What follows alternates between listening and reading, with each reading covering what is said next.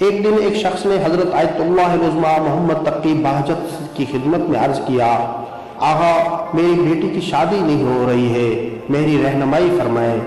حضرت آیت اللہ العظمیٰ محمد تقی بہجت نے اس سے فرمایا، لڑکی کو چاہیے کہ نماز جعفر تیار پڑھے اور پھر وہ دعا پڑھے جو مجلس کی زاد المعاد میں بیان ہوئی ہے اور اس وقت پڑھی جاتی ہے۔ اس کے بعد سجدے میں جائے اور حتماً گریہ کرے، اگرچہ گریہ کم ہی کیوں نہ ہو۔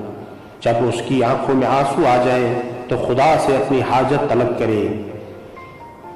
وہ یہ عمل اس وقت تک جاری رکھے جب تک اس کی حاجت پوری نہیں ہو جاتی۔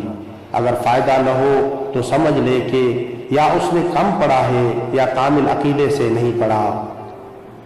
استاد بزرگوار نے اسی سوال کے جواب میں ایک اور جگہ فرمایا، کثرت سے یہ آیت کریمہ پڑھا کریں، ربنا ہب لنا من ازواجنا وذریاتنا قرۃ اعین واجعلنا للمتقین اماما، سورہ فرقان۔ امید ہے کہ آپ کو ہماری یہ ویڈیو ضرور پسند آئی ہوگی۔ اگر آپ کو ہماری یہ ویڈیو پسند آئی ہے تو ہمارے چینل حسینی آواز کو لائک، کومنٹس اور سبسکرائب کرنا نہ بھولیں۔